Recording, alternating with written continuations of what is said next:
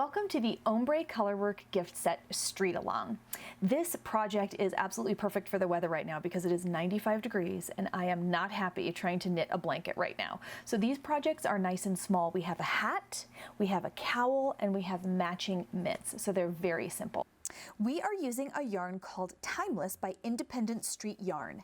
This non-superwash yarn fulls slightly as it's blocked, making it a lovely timeless yarn. And of course, the bigger the yarn, the faster the project goes. So all three of these projects go by very, very quickly. This pattern is the Quick Ombre Hat by Emily Dormier. And we have adapted the cowl from her pattern to match, so it looks exactly the same as the hat. And we also used a pattern called Easy Fingerless Mitts by Stacy Perry, and we've edited that pattern to also incorporate ombre so that there's matching mitts as well.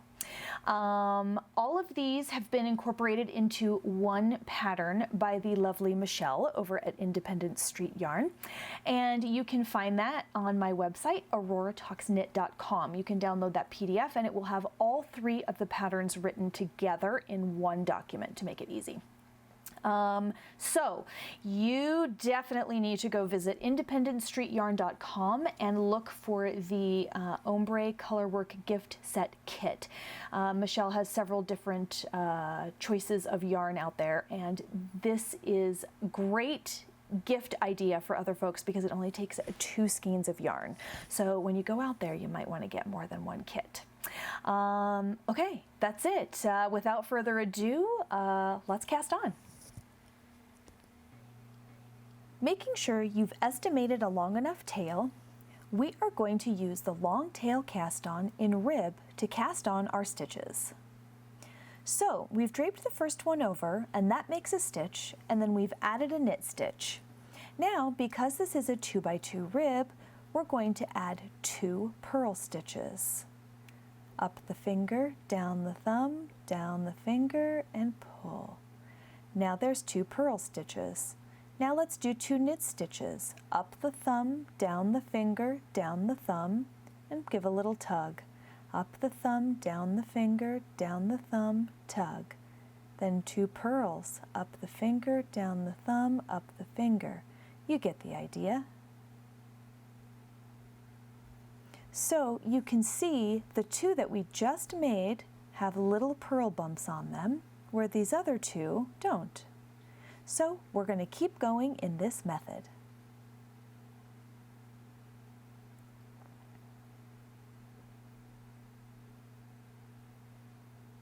Now it's time to join in the round. Place your stitch marker. Make sure that none of your stitches all the way around are twisted.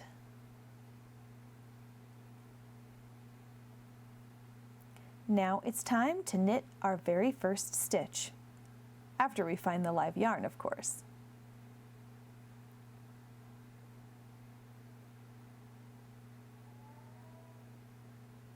Once you make your first stitch, it's time to continue in pattern all the way around.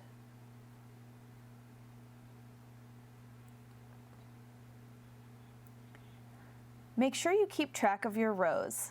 Every time you get done with a row, be sure and mark it down. When we knit, we take the yarn on the right and we knit the stitch on the left. So essentially we're knitting this way and we also knit up. When you see a chart, it's the same thing. We're going to start at the bottom and we're going to go this direction, and we're also going to go up.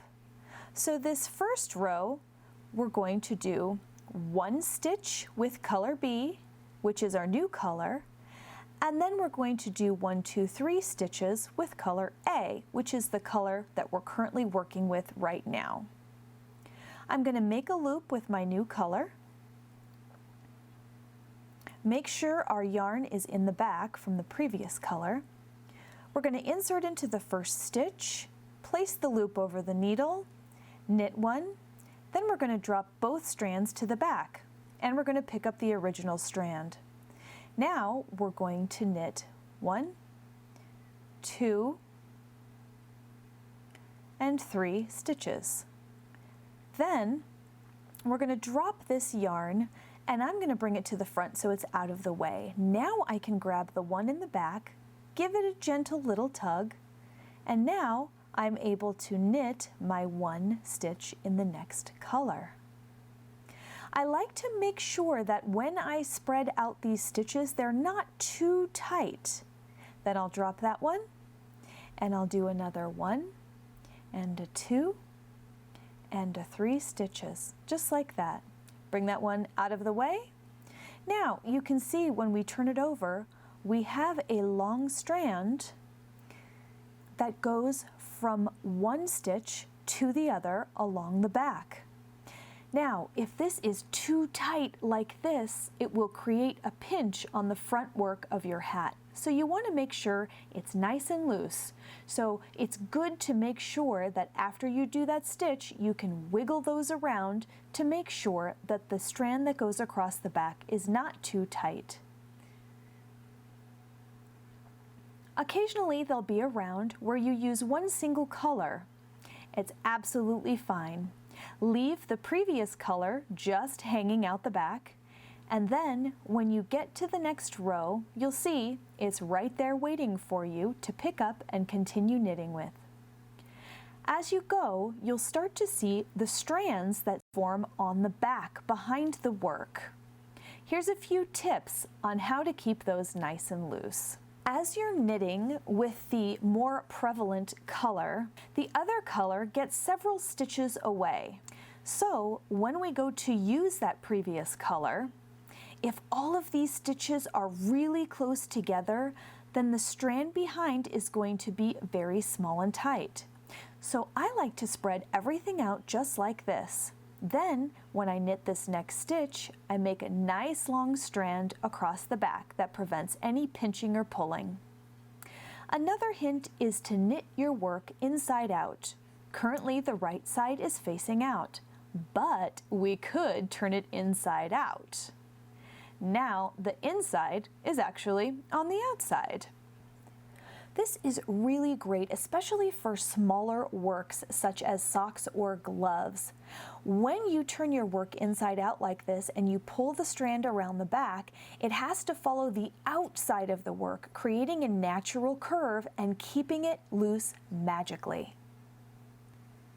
Another method that you can try to make your color work more fun and a bit faster is using a strand in each hand. You can see here that I have one strand in my right hand and the opposite color in my left hand. And I just go back and forth, throwing the color blue and then picking the color white. Keep working the chart and you'll see our ombre pattern emerge. The only stitch you need to know when you begin the decreases is a knit two together. All you do is take two stitches and knit them together as if they were one.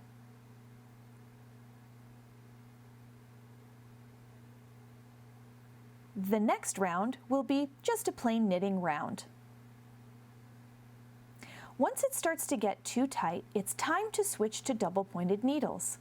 Once you hit your end of round marker, simply remove it and begin to knit on to your set of double-pointed needles.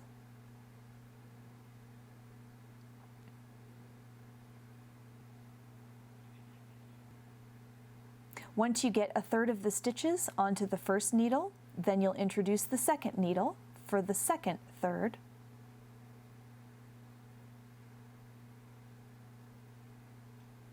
Finally, the remaining stitches go onto the third needle and you'll be able to remove your circular needles. Since you've removed the marker, be sure to place a safety pin marker on the end so that you know where the end of the round is.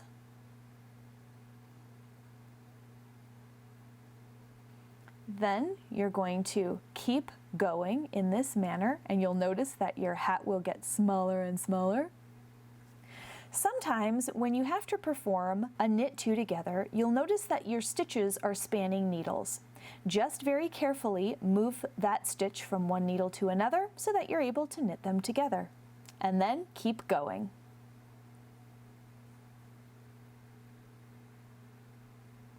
Pretty soon you'll get down to the last few stitches.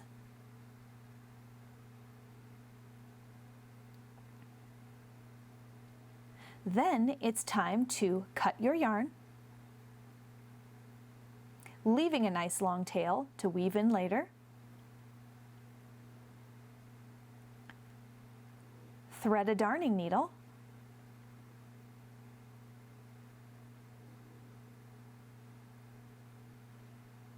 And instead of knitting the last stitches, we're simply going to pass them off of each needle and onto the darning needle.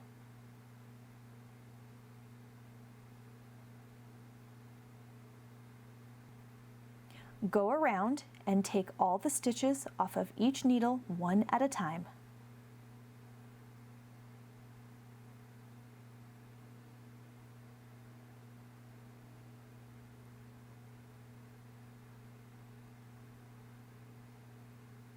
Once you have all of the stitches threaded, you want to give it a nice little tug just to close the hole at the top. Then, to secure, you want to pass through a couple of the stitches one more time. Now insert the needle through the hole in the top so we can move it to the back side and weave in the end. Turn the hat inside out, and it's time to weave in all of the loose ends. Using any random pattern you would like, simply slip the darning needle under any purl bumps, going back and forth, up and down. Once you feel like the end is secure, then you can cut it.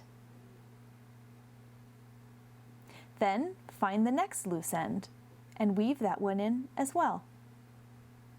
Once you have all the loose ends woven in, look how beautiful your float work is. Then flip it right side out, and you have a completed quick ombre hat. The cowl is actually worked the same way as the hat.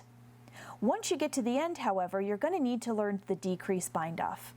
You're going to knit one stitch, then you're going to pass it back over, and you're going to knit the next two stitches together through the back loop. You'll see the next stitch is also a knit stitch, so we're going to do the same thing. Pass the stitch over, knit the two together through the back loop. Now this next stitch is a purl stitch, so we're going to move the yarn to the front before we pass the stitch back over. Then we're going to purl these two stitches together. The next stitch is also a purl, so the yarn's already in the front, so we're going to pass the stitch over and we're going to purl those two together. You get the idea. For casting on for the mitts, we're going to cast on exactly the same way as we did for the hat and the cowl, which is using the long tail cast on and rib. We're just going to put all of the stitches onto one needle. Then we're going to take a second double pointed needle and we're going to pass them over so that we equally divide the cast on stitches between 3 needles.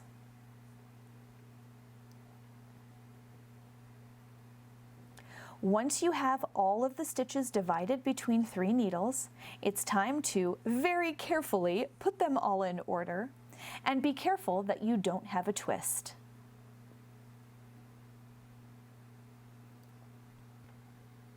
When I'm working in the round, I like to knit the first stitch with both the live yarn and the tail just to secure it.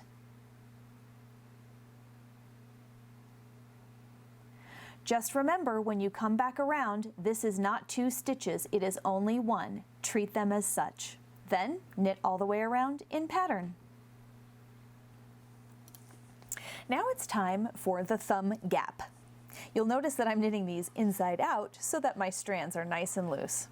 So I want to continue knitting in pattern since I am actually in a patterned row. So I'm going to knit the first 2 stitches in pattern. Then I'm going to bind off 7 stitches in pattern. So I'll knit one with the blue, then I'll knit one with a white, and then I'll bind off a stitch. Then I'm going to knit the next one in blue, and then I'll bind off a stitch. You're going to do this until you have 7 stitches bound off.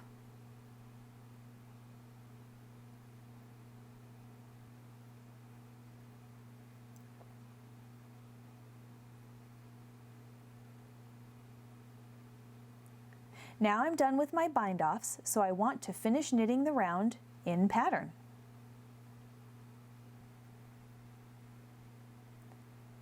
Thumb round 2 is meant to close the gap you see here. This round is all worked in one color. Whew! So we're going to knit our first 2 stitches.